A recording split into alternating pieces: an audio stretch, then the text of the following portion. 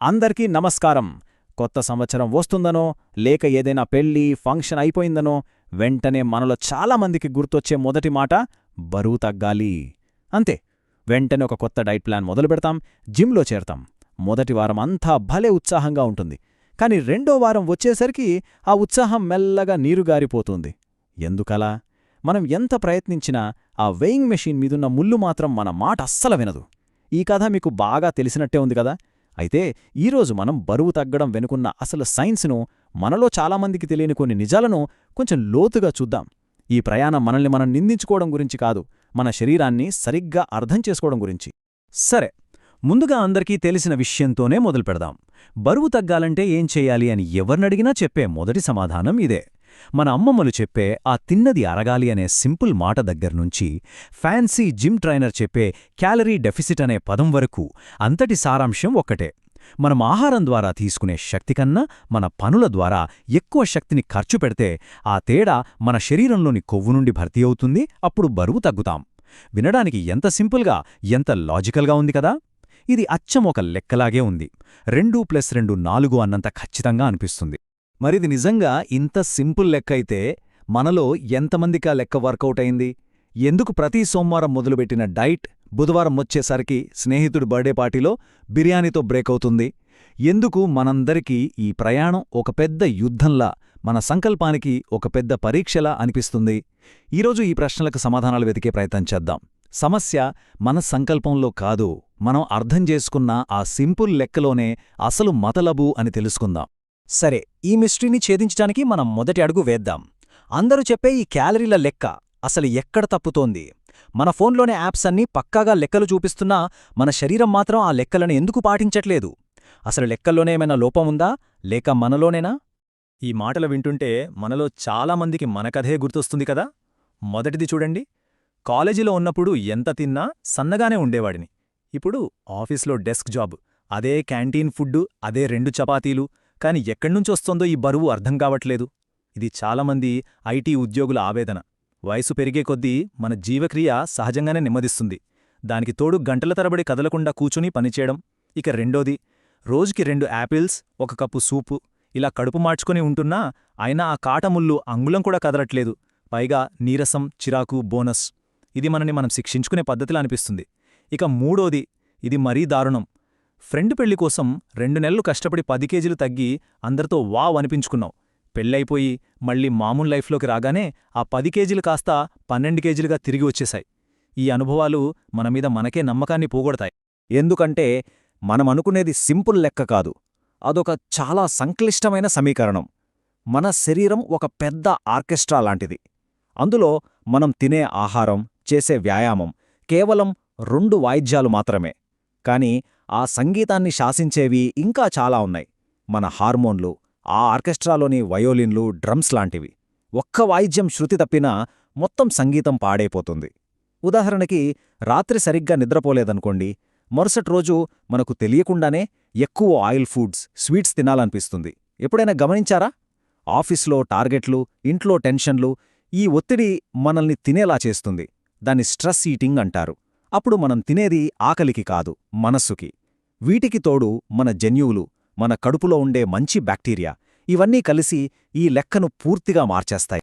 మరి ఇంత సంక్లిష్టమైన ఆర్కెస్ట్రాను నడిపించే కండక్టర్ ఎవరు? మన శరీరం ఒక హైటెక్ కంప్యూటర్ అయితే దానికి సిపియు మన మెదడు. క్యాలరీలను లెక్కించే యాప్స్ మన ఫోన్లో ఉండొచ్చు, కానీ అసలైన control panel, master command centre అంతా ఇక్కడే మన తలలో ఉంది. ప్రతి నిర్ణయం అక్కడ్నుంచే వస్తుంది. మన మెదడు 2 ముఖ్యమైన మేనేజర్ల మధ్య సమన్వయం చేస్తూ ఉంటుంది. ఒకరి పేరు గ్రెలిన్, మరొకరి పేరు లెప్టిన్. గ్రెలిన్ మన గ్యాంగ్లో దోస్తు పార్టీ లేదా అని పదే పదే అడిగే ఫ్రెండ్ లాంటిది. కడుపు ఖాళీ అవ్వగానే హే బాస్, తినే టైం అయింది, ఏదైనా ఆర్డర్ చేయి అని మెదడుకి సిగ్నల్ పంపుతుంది. ఇక లెప్టిన్ మన గ్యాంగ్లో చాల్రా ఇక ఇంటికి వెళ్దాం అనే రెస్పాన్సిబుల్ ఫ్రెండ్ లాంటిది. మనం కడుపు నిండా బిర్యానీ తిన్న తర్వాత ఓకే బాస్, ట్యాంక్ ఫుల్ అయ్యింది, ఇక తినడం ఆపొచ్చు అని మెదడుకు చెప్తుంది. మనం సరిగ్గా నిద్రపోనప్పుడు లేదా చాలా కఠినమైన డైట్ చేసినప్పుడు ఈ పార్టీ ఫ్రెండ్ గ్రెలిన్ గొంతు పెద్దదవుతుంది, రెస్పాన్సిబుల్ ఫ్రెండ్ లెప్టిన్ గొంతేమో చిన్నదవుతుంది. అప్పుడు మన కంట్రోల్ తప్పడం చాలా తేలిక. మనం బరువు తగ్గాలనే ప్రయత్నిస్తున్నప్పుడు నిజానికి మనం మన శరీరంతోనే పోరాడుతున్నాం. ఇది మన విల్ పవర్కి, మన శరీరం యొక్క సర్వైవల్ ఇన్స్టింక్ట్కి, అంటే మనుగడ కోసం పోరాడే సహజ లక్షణానికి మధ్య జరిగే ఒక పెద్ద యుద్ధం లాంటిది. మనం బరువు తగ్గాలని తాపత్రయపడుతుంటే మన శరీరం మాత్రం ఆపద ఆపద, బయట ఆహారం దొరకట్లేదు, ఉన్న శక్తిని కాపాడాలి అని మనల్ని వెనక్కి లాగుతుంది. చాలామంది దీన్ని స్టార్వేషన్ మోడ్ అంటారు, కానీ అసలు శాస్త్రీయ పదం మెటబాలిక్ అడాప్టేషన్. ఇది ఎలా పనిచేస్తుందంటే, ఊహించుకోండి, మీ నెల జీతం 50,000 నుండి అకస్మాత్తుగా 20,000కు పడిపోయింది. మీరేం చేస్తారు? అనవసర ఖర్చులు తగ్గిస్తారు. వారానికి 2 సినిమాలు, బయట డిన్నర్లు మానేస్తారు కదా. మన శరీరం కూడా అంతే తెలివైనది.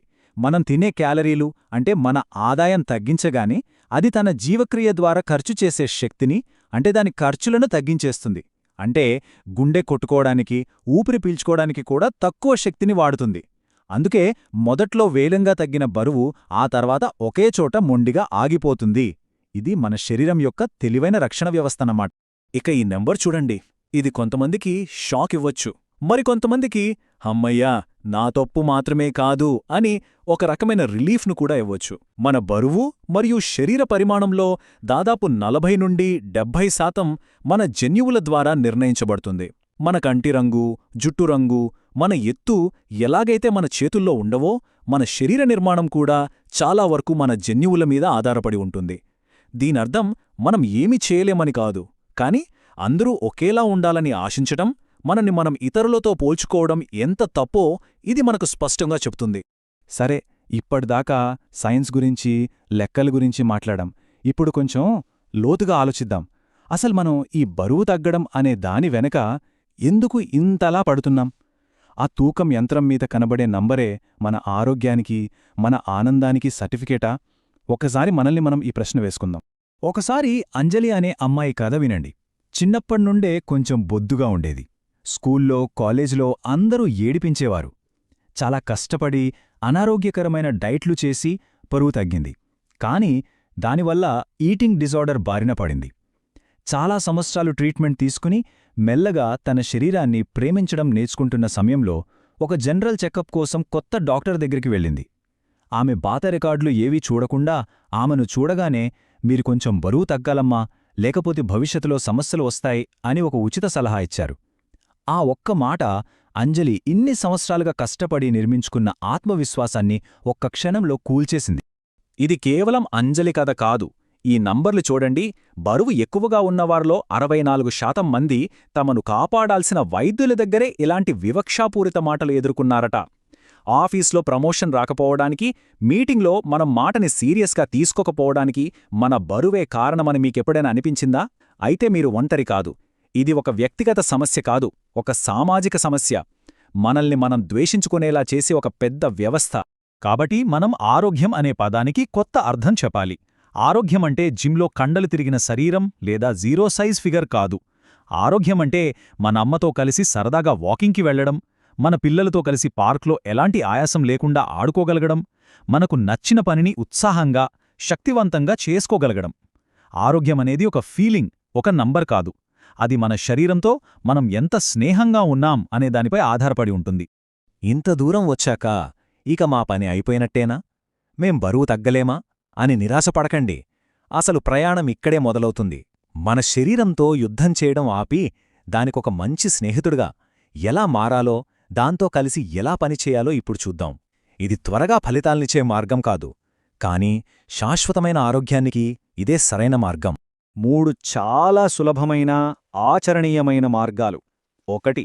మీ భోజనంలో ప్రోటీన్, ఫైబర్ పెంచండి. ఉదయం పూట ఇడ్లీ, దోశలకు బదులుగా పెసరట్టు లేదా మొలకెత్తిన శనగల చాట్ తినండి. లంచ్లో అన్నం కొంచెం తగ్గించి పప్పు, కూరగాయలు, సలాడ్ పెంచండి. ఇవి మన కడుపుని ఎక్కువసేపు నిండుగా ఉంచి ఆ పార్టీ ఫ్రెండ్ గ్రిలిన్ను కంట్రోల్లో ఉంచుతాయి. 2. మీ ఆలోచనా విధానాన్ని మార్చండి.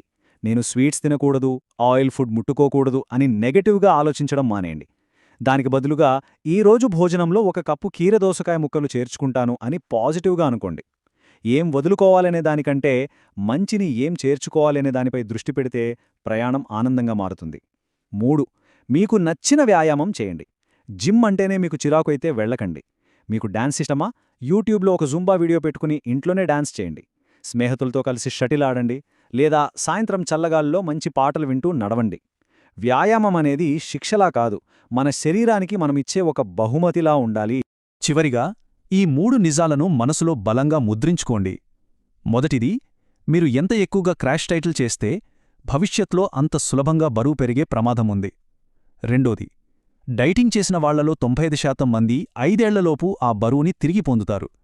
ఇది మీ విల్ పవర్ సమస్య కాదు, ఇది మన బయాలజీ. మూడోది, అన్నింటికన్నా ముఖ్యమైనది, ఊబకాయం అనేది ఒక వ్యక్తిత్వ లోపం కాదు, అది సోమరతనం కాదు, అది షుగర్, బీపీ లాంటి ఒక సంక్లిష్టమైన దీర్ఘకాలిక ఆరోగ్య సమస్య. దానికి గౌరవప్రదమైన శాస్త్రీయమైన చికిత్స అవసరం. ఇప్పటిదాకా మనం మన శరీరాన్ని ఒక శత్రువులా చూశాం. దాన్ని అదుపు చెయ్యాలని, దాన్ని మనకు నచ్చినట్టుగా మార్చాలని పోరాడాం. కాని ఒక్కసారి ఆలోచించండి, మనం మన శరీరంతో ఈ యుద్ధం ఆపి, దాన్ని గౌరవించి, అది చెప్పేది వినడం మొదలుపెడితే, బరువు తగ్గడం అనే చిన్న లక్ష్యం కంటే ఆరోగ్యంగా, ఆనందంగా, శక్తివంతంగా జీవించడం అనే గొప్ప ప్రయాణాన్ని మొదలుపెడితే ఎలా ఉంటుంది? ఈ ప్రయాణంలో మీ అనుభవాలేంటి? మీరెప్పుడైనా ఇలాంటి ఇబ్బందులు ఎదుర్కొన్నారా? కింద కామెంట్స్లో నాతో తప్పకుండా పంచుకోండి. ఇలాంటి మరిన్ని విషయాలు తెలుసుకోవడానికి మన ఛానల్కి సబ్స్క్రైబ్ చేసుకోండి. ఈ విశ్లేషణ మీకు నచ్చితే ఒక లైక్ ఇవ్వడం మర్చిపోకండి. మళ్ళీ మరొక ఆసక్తికరమైన అంశంతో కలుద్దాం. అప్పటివరకు మీ శరీరాన్ని ప్రేమించండి, దాన్ని గౌరవించండి.